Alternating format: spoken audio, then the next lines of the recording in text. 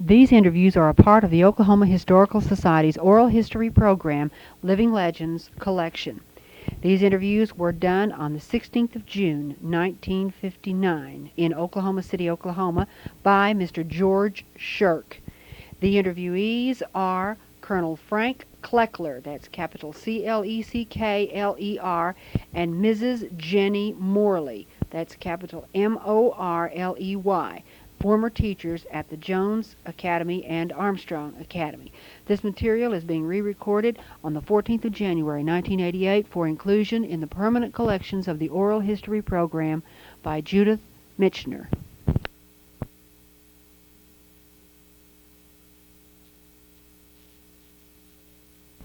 No, that's it. You press the R down.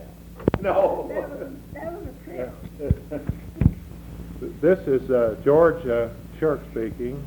This is a recording made on June the 16th, 1959 in Oklahoma City, Oklahoma, which is an interview on behalf of the Oklahoma Historical Society of Mrs. Jeanie Morley and Colonel Frank S. Cleckler.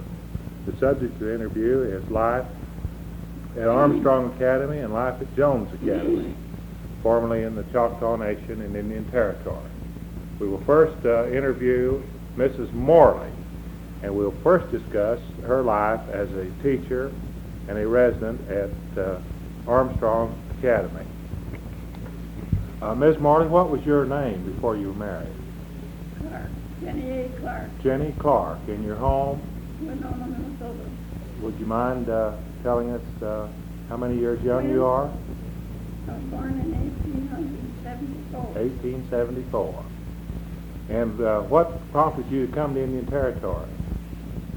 What is it? What prompted you to come to Indian Territory? Well, I knew a man who worked for the Indian Agency located in Muskogee. He came to Winona, was courting a Winona girl, and I met him. And I asked him to get me a job down in the territory. I knew he did have an influential position.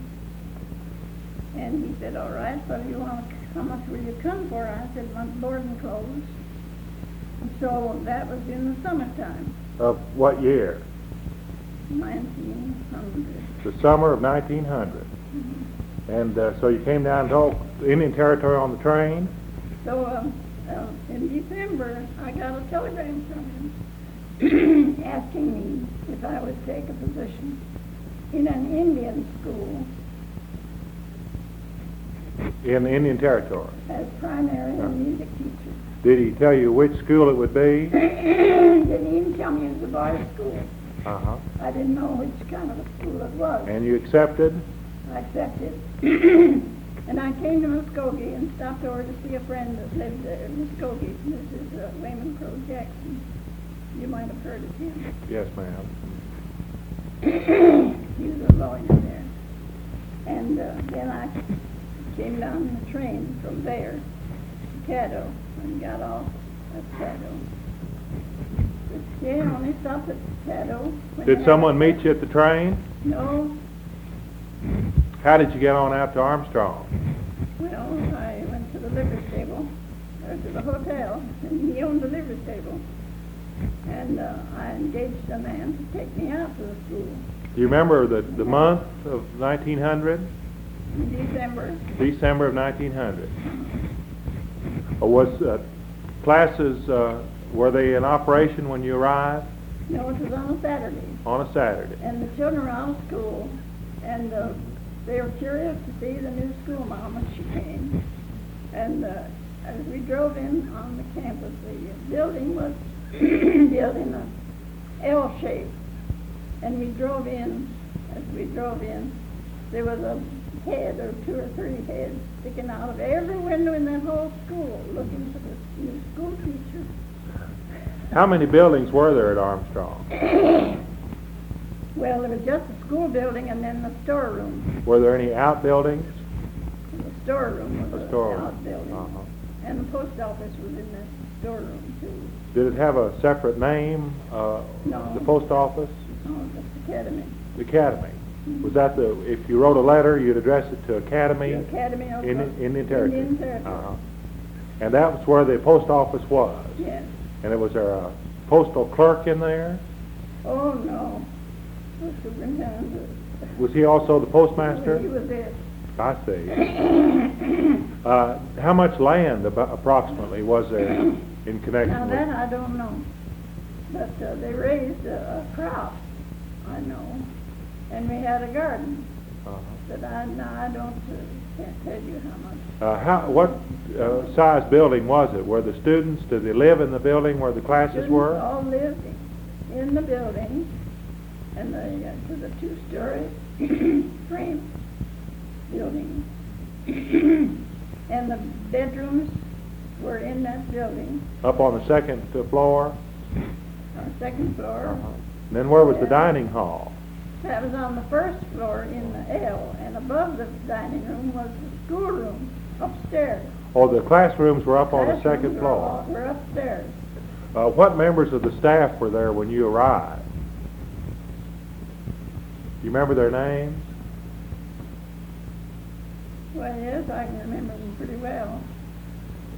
Who were they, Miss Morley? Well, there was a Miss Folsom and Miss Gardner, both of them Indian girls who had graduated. Were they instructors or they? Miss Gardner was a matron, and Miss Folsom was a seamstress. And Mary Morley was one of the seamstresses, and I forgotten who that other matron was. Now, Mary Morley, that would be your sister-in-law. Yeah. To be. At that time, not yet your sister-in-law. Not yet. Uh-huh. That's to tell you something funny. All right. Tell us now. Well, they all got in her room one night.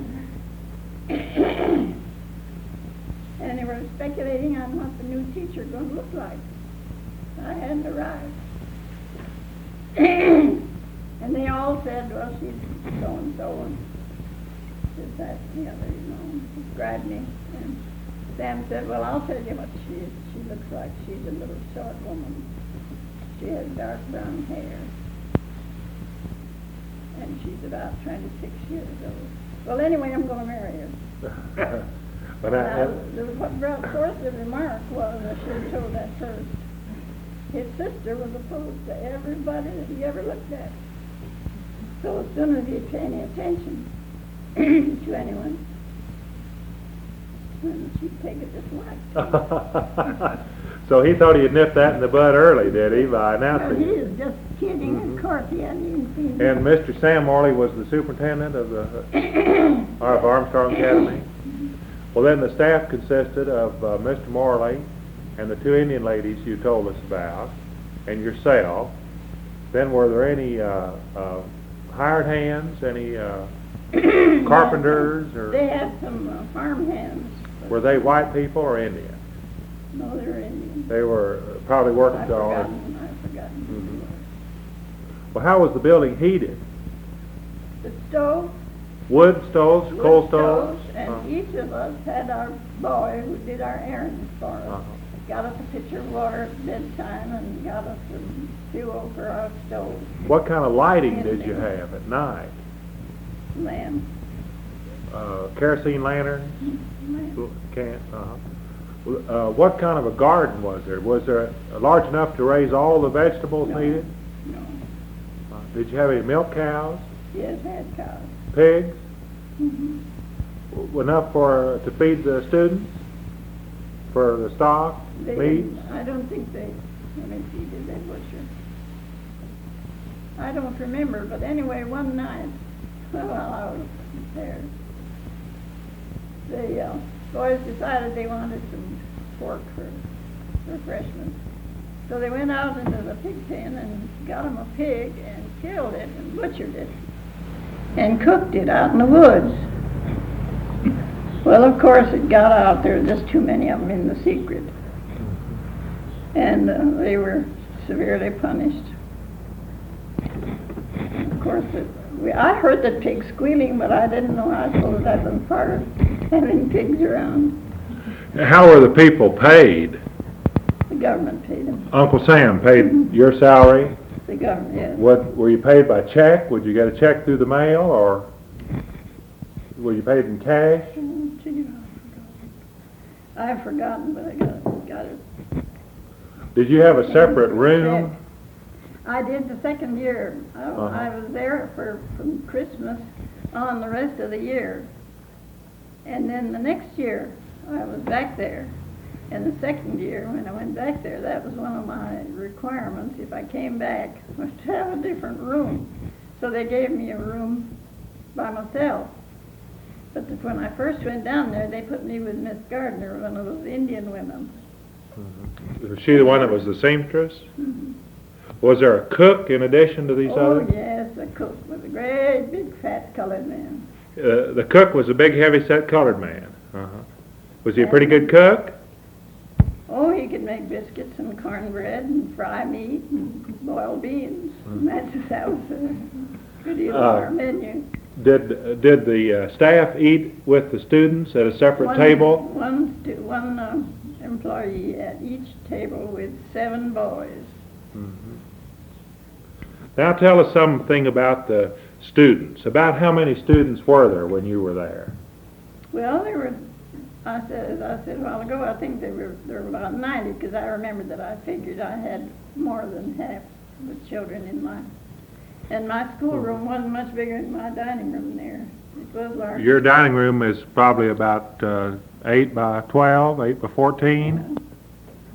8. No, it's bigger than that. But plug in there is 9 by 12. then what sort of furniture was in there for the students? Did they have desks? Yes, they had desks. One student each desk? One student at each desk. And I had, as I said, 40 of those children. And I had some children in the 3rd grade, the 2nd grade, the 1st grade, and the first class children that could talk and had never been to school, and a little class of children that couldn't speak a word of English. How would you talk with them? How did you do that? Well, that was it. There was one boy in the class that would talk, and the rest of them you couldn't get a word out of. You know, they're just as mum as they can be. Well, now, I guess that the ages of the students would vary considerably, wouldn't it? Oh, yes, some great big boys that hadn't had the opportunity of going to school, you know. Well, now, did the boys wear uniforms? They did when they dressed up. They had the military drill every morning, like they did at Jones. What time would they have to get up in the mornings? Oh, dear me. Oh, they had this 3/4 of an hour drill before school in the morning. I really don't remember. Then would they take their uniforms off to go to class? They only wore them when they dressed up. What was the source of the uniforms? Do you happen to know? Were they supplied or? Blue gray trimmed with black braid. Where did they come from? Oh dear, I don't know that. Did the seamstress keep them in man in repair, or did each student have to keep his own? Oh no. Let me see. Oh well, No, that's not. I don't remember what they did about those uniforms, but I know they didn't wear them all the time. Now, in addition to classes, did the students have chores they'd have to do? Yes, indeed. Every boy had a chore, a detail. A detail. Then they worked in the kitchen, or they worked in the dining room, or they washed dishes, and they milked, and they swept. Did they rotate these chores, or did you have one for the whole year? No. A certain period, and they were changed. And other boys did them. Did the students have much other clothing other than their uniform? Did they bring clothing with them? No, not very much. They had almost nothing. It was the clothes were furnished, and that was part of the deal with the government. Now, the students themselves didn't have to pay any tuition, did they, or any fee? No. Did they have a regular prescribed class schedule that they'd have to make each day? Yes, they had regular class. We had morning exercises. We had song. I led the song. And well, now, in your class, said Ms. Morley, Bible reading. would you have the same students all day in your Yeah. class? Just like day school anywhere. You wouldn't rotate students like we do now in school? No. They were all little. Uh-huh. Some of the little fellows, they couldn't get a word out of them, and they wouldn't talk. I had to find ways of getting them to learn the names of things, you know, and I did it with pictures considerably. Then what was the? Oh, excuse me. Go ahead. Well, I would ask them what are certain things in a picture, you know, I see. and get them to learn the names of different things they saw in the picture. Would they kind of come out of it then and sort of respond? Yes, they'd get kind of excited about it. So if you'd ask them a question, perhaps they'd answer you, and maybe they just wouldn't answer you. I was about a week getting the names of all of them, getting them right. This boy, George Harris, was my information. He kept me posted. What was the religious life of the students? Did they have a religious service each day? Had it in the morning exercise at school, before we went to school. Would that be in one body? Would all the students be in one body? Yes. Then was there? And then they had Sunday school, and occasionally would have a preacher out there to preach. But they always had Sunday school, and all of us had to take our turn at teaching. Were all the services conducted in English? Yes. Oh, that's one thing I must remember to tell you. They were not allowed to talk Choctaw on the place. That was one of the rules against talking Choctaw. Were the students pretty good about abiding by that rule? Well, they'd get caught every once in a while. They'd get around the corner in the house, you know, and come out to jabber.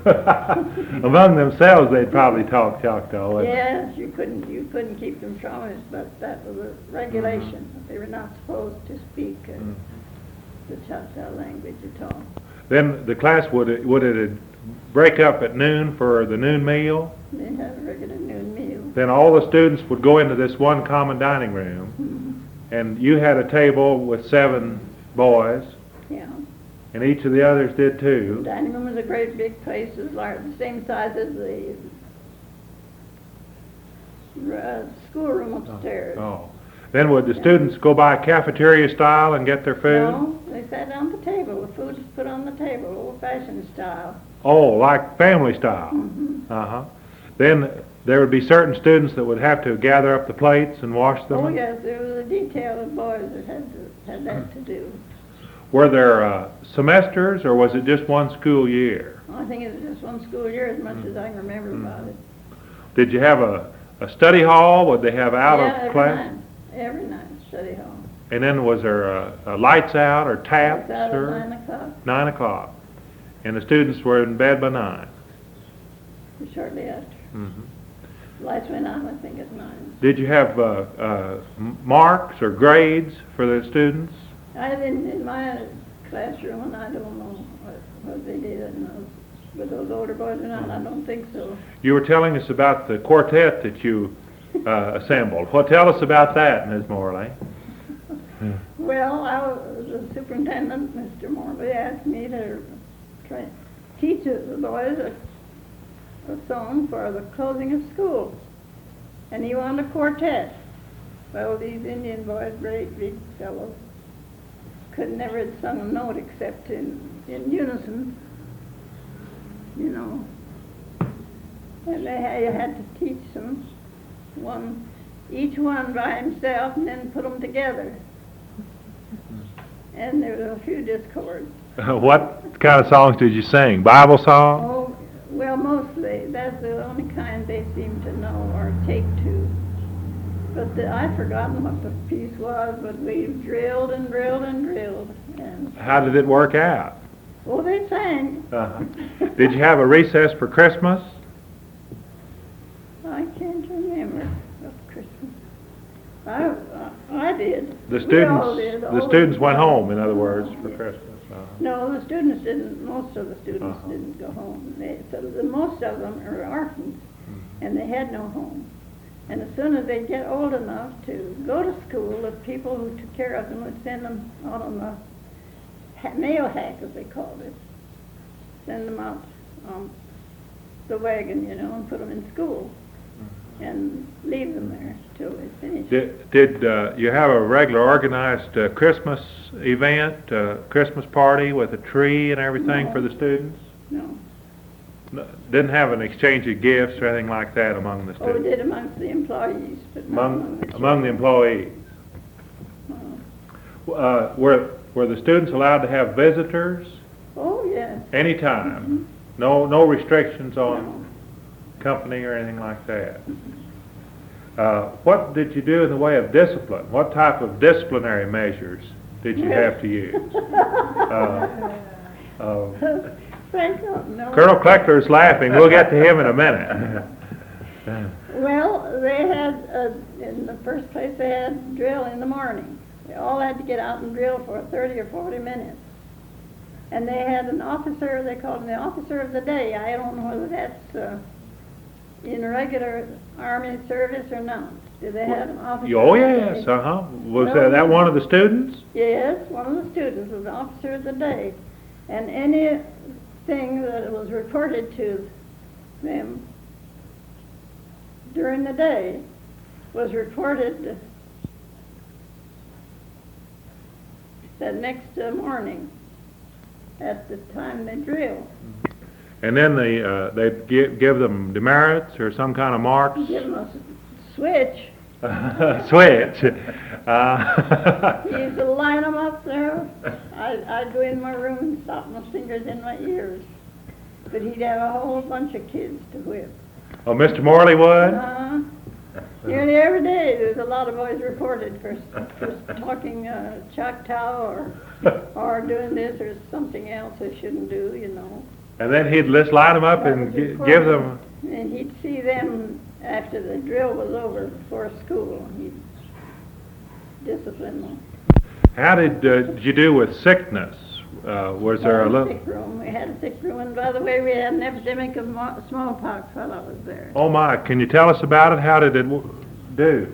Well, we didn't lose any boys.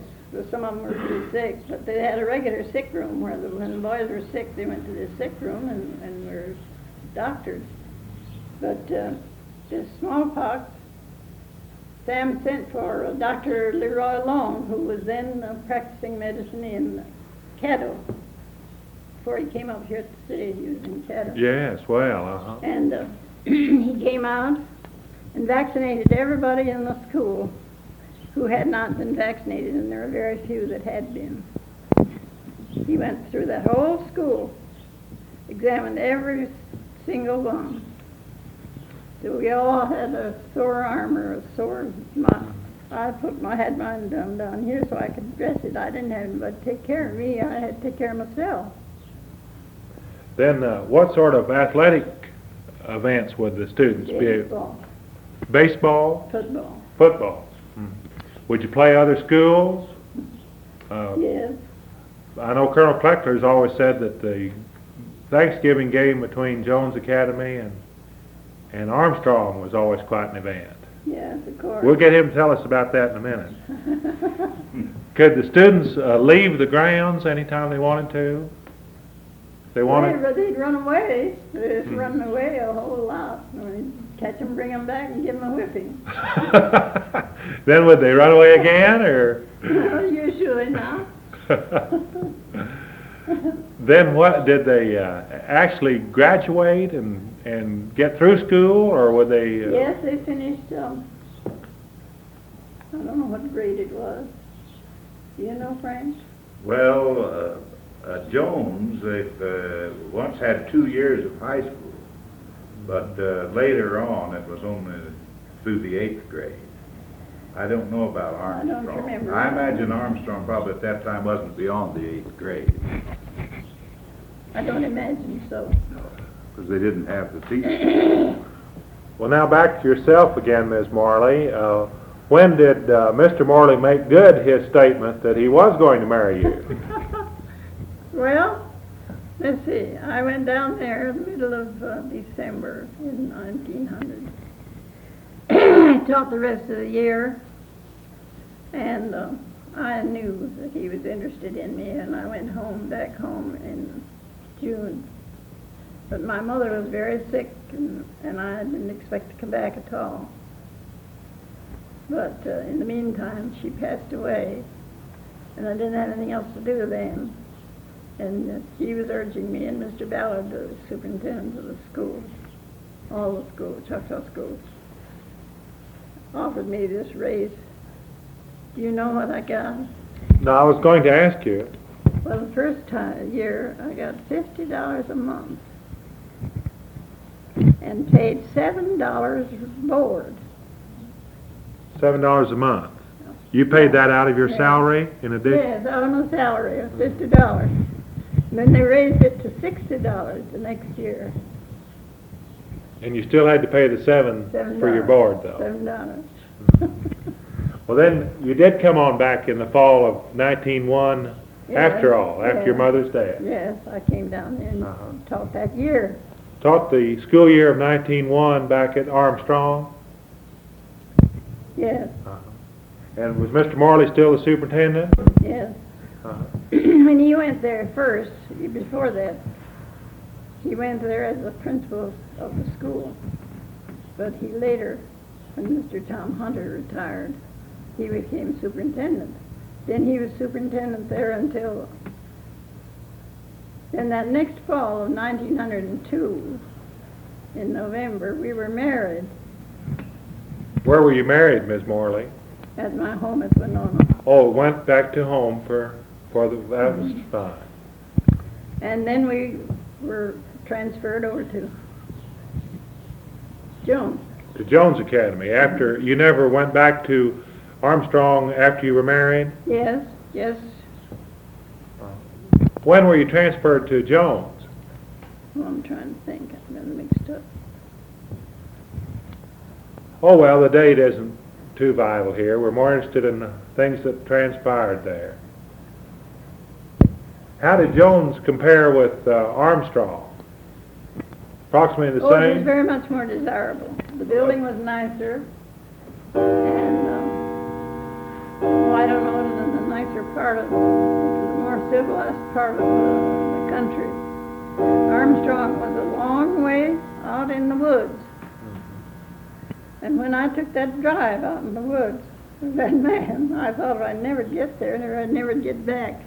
I said to him, we'd trotted along on the prairie, and kept going and going and going, and I was sitting up on this high spring seat with him.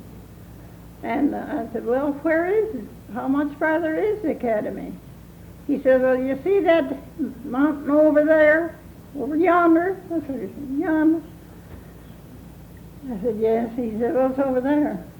Well, that was a long way in front of us.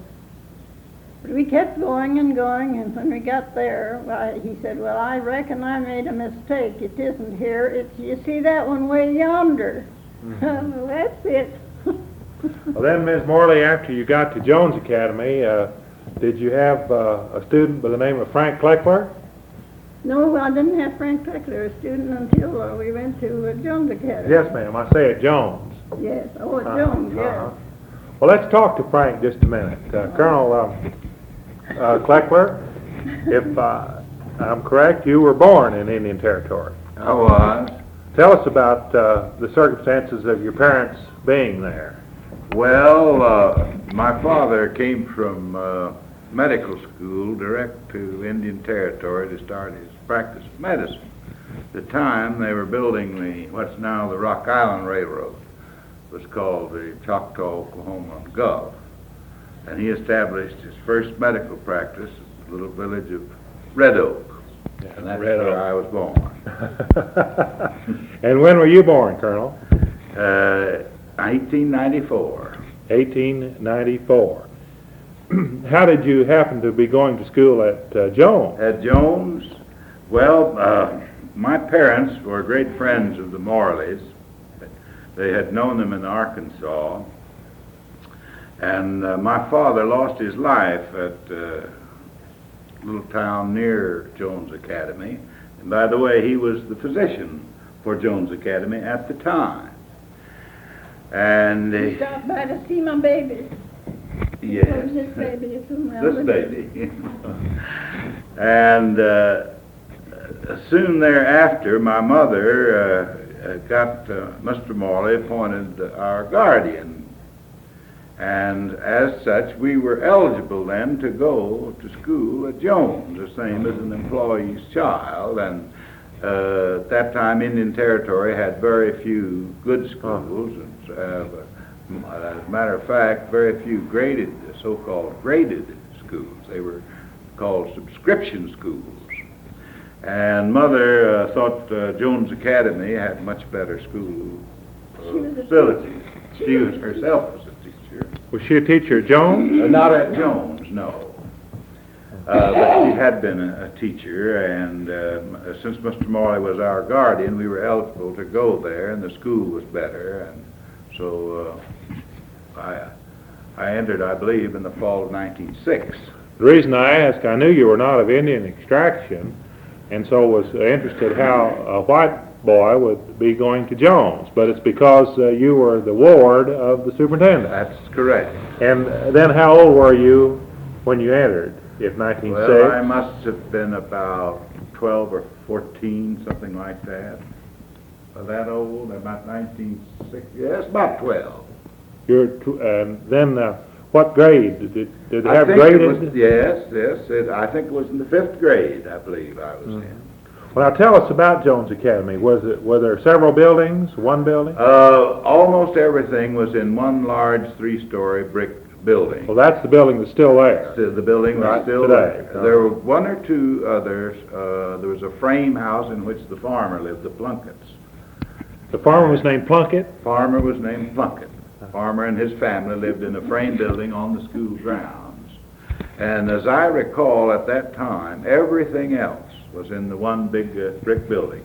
Well, currently, did you wear a uniform? We wore uniforms at drill only, and the officer of the day wore a uniform. Well, what was the daily routine? Can you take us through a day at when you were a 12-year-old student there? Yes, approximately. The officer of the day was appointed by the superintendent from the roster in order, alphabetically, I think. And the officer of the day rang a gong instead of reveille. They had no bugler. So the officer of the day rang a gong about, I think, around 6:30. And everybody had to get out of bed and uniform. Well, what was the daily routine? Can you take us through a day at when you were a 12-year-old student there? Yes, approximately. The officer of the day was appointed by the superintendent from the roster in order, alphabetically, I think. And the officer of the day rang a gong instead of reveille. They had no bugler. So the officer of the day rang a gong about, I think, around 6:30. And everybody had to get out of bed and wash their hands and face and get down to the dining room. I think around 7 o'clock. Then, unless the weather was extremely inclement, we had about 30 minutes military drill. Well, that was what we call close order drill. Close order drill. Squads right, squads left. East and squads left. Well, who conducted that? The officer of the day? It was under the direction of the superintendent, Mr. Morley, but some of the older students he had trained conducted the drill a part of the time, but he was always there and directing it, and sometimes conducted it himself. Well, then following drill, you'd take off your uniform. Take off our uniforms and go to class around 9 o'clock, just about like any other. Well, then would you stay in one classroom until noon? Yes, yes. The class, I remember 2 classrooms. One was for the primary grades, about the first 2 or 3 grades, and the rest of us were in one large classroom. And then the classes, the recitations were held up at the front of the classroom. Now, what about the details that you had that we were hearing Well, about? every boy had a detail of work. We did practically all of the chores, washing the dishes, and plain KP helping the Negro cook prepare the vegetables.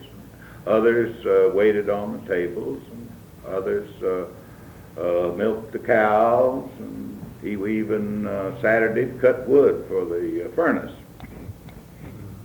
Would you rotate or stay on the same detail?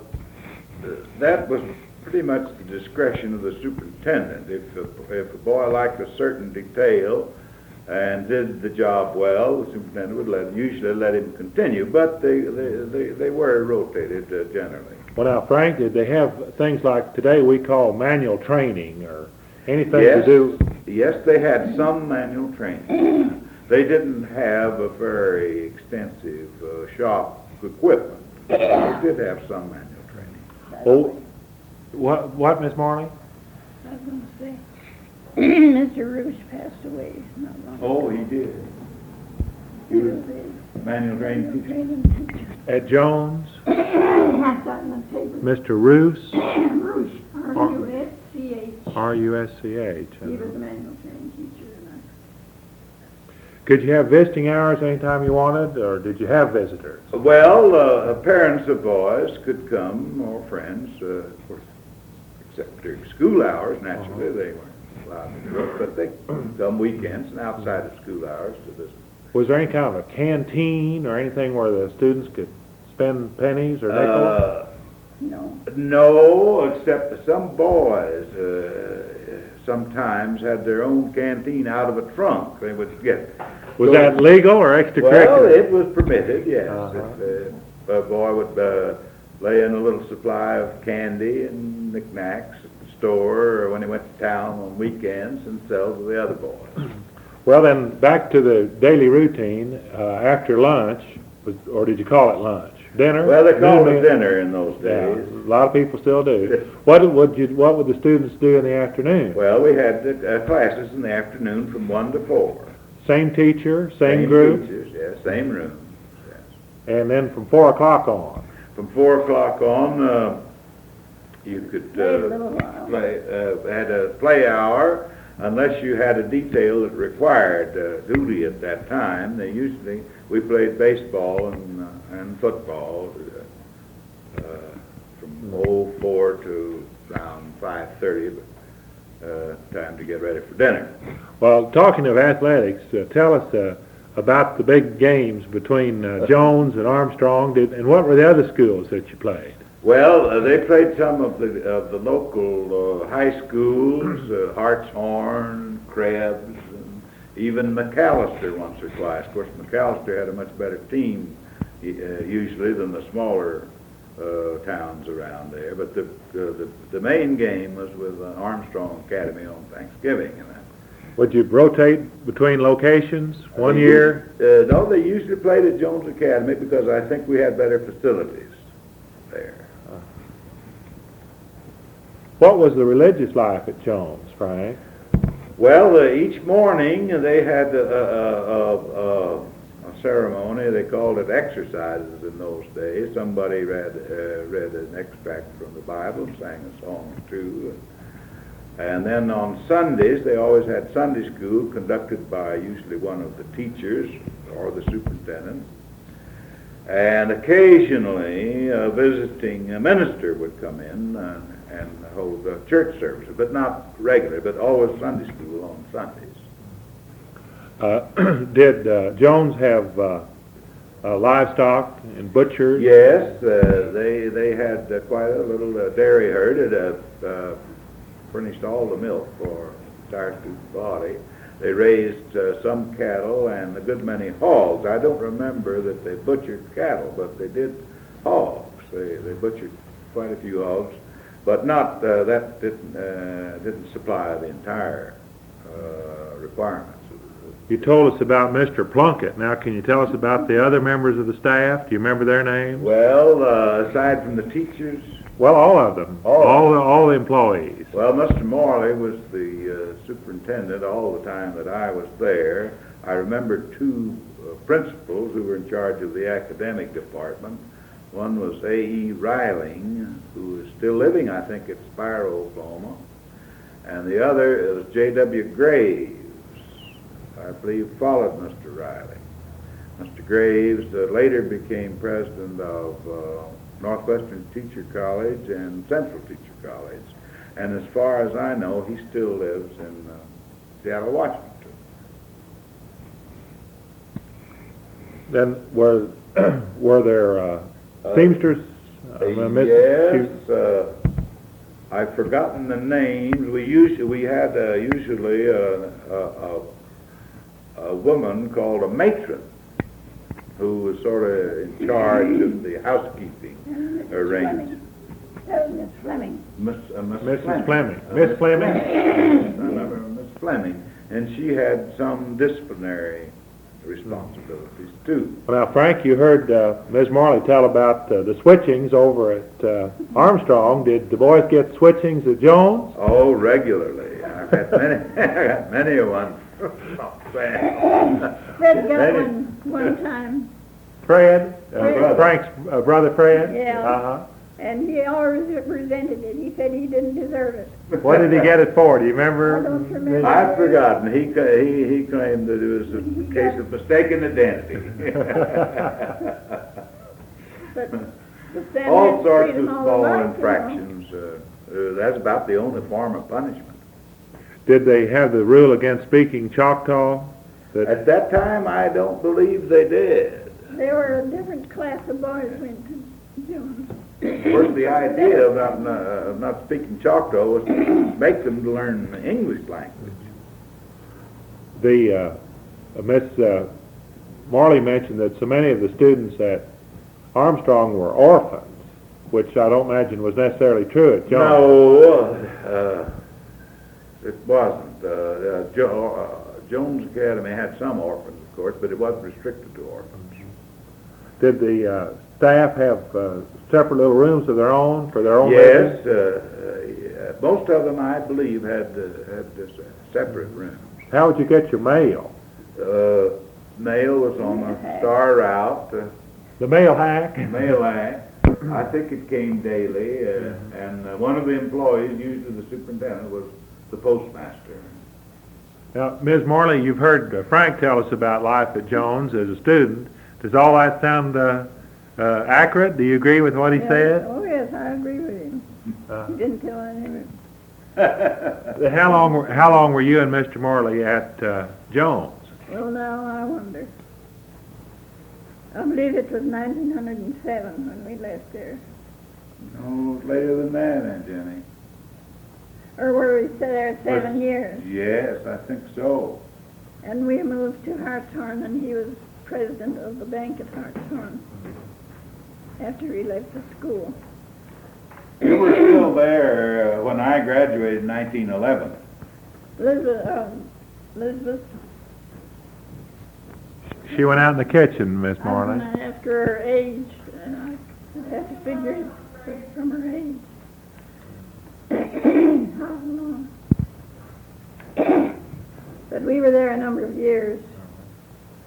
I lived in one room for years and years and years. At Jones, that is. Well, at Armstrong, too. I wish you had been at Armstrong at the time of the fire. I'd like to hear about that. Well, I didn't even know it was burned down until we got talking. I was talking to someone long after it happened. What was the most exciting thing that you remember that ever happened at Armstrong?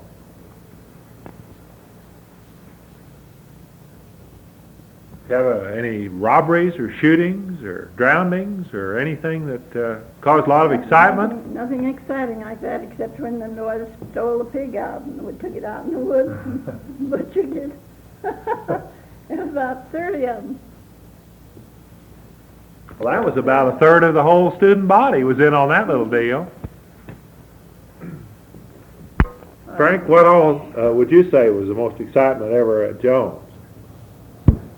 Well, I remember some older boys got a hold of some sort of liquor one time that wasn't. I think it must have been some sort of poison, and they became very ill, and one of them almost lost his sight. That's about the most exciting thing I can remember. We had quite a few older boys of 18, 20 years old at that time. I know you mentioned that the classes would have all ages in.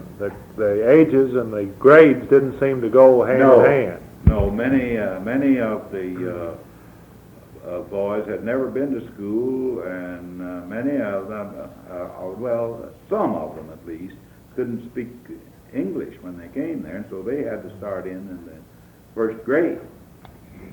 Sometimes be 15, 16-year-old boys in the first grade. But that was an experience. Did the officer of the day really do a pretty good job with his fellow students? Usually we took our job seriously, and you were supposed to report infractions of the rules, which we did, and punishment was meted out by the superintendent with a hickory switch. Ms. Morley, would all of the students have to be officer of the day at one time or another? I think so. Certainly, the older boys, not the small boys like I. Sure, right. How did the music instruction go? You told us about the quartet. Did it work pretty well, considering? Oh, yes, I guess it did. We had a song, we had a hymnal every morning with our morning exercises and a Bible reading and a prayer. And, of course, I figured in on that. And the boys had to learn some of those hymns that they didn't know. To me, the most interesting thing is you all, the two of you, will say your exercises and then your details. Yes. Those are words, I guess, that were in common use at the time. What's your detail? One amusing thing I recall, George, we only had dessert twice a week on Wednesday and Sunday. Sort of like the fraternity house at North. Like the old, yes, indeed. And most of the boys had no money. And a dessert, regardless of whether it was pudding or cake or pie, was called pie. And they sold their pie for, if you wanted somebody to do your detail for you, wash the dishes some night, why, you'd promise him your pie coming Wednesday. And sometimes you'd get 3 or 4 weeks behind. So the pie was a medium of exchange. Did you know about that, Ms. Morley? I don't think I did, but I did think of one funny thing. I thought Wendell Long, Dr. Wendell Long, who's not living now, came out to visit me while I was at Jones Academy. And beans, we always had beans, I thought. And Wendell liked beans very well. And when we got down to the dining room, we had our little prayer, and everything was still. And all of a sudden, Wendell looked over and saw a big bowl of boiled beans. He said, "Ooh, Navy beans!" And you could hear it all over the dining room, you know. And it amused the boys very much. I doubt if they used Navy beans for a medium of exchange, did they, Frank? They did, no. By the way, George, Dr. Leroy Long, that Miss Morley spoke of, you know, was Dr. Long Sr., who was subsequently Dean of the Medical School. Oh, yes. A great name in Oklahoma medicine. Well, this has been great fun, and thank you, Ms. Morley. You mentioned briefly, and she didn't get to say a word, your daughter. Did Frank Cleckler's father bring her into the world? No. Let me see. Yes, he did. Yes, he did. Yes, not Margaret, Elizabeth, the one that's here. That's Elizabeth, Mrs. Shaw, who's here with us today. Yes, she's the last baby. I lost 2 little girls, one while I was living at Jones Academy, and then later Margaret came, and she was born over in the McAllister Hospital. But when Elizabeth came along, I said I was tired of running all over the country. I was going to stay right at Jones Academy. Oh, that Elizabeth here was born at Jones. She was born. She was Born at Jones, wasn't she? born at Jones. Yeah. But I was going to say she came so fast that Dr. Long didn't get there. So Dr. Clecker was there.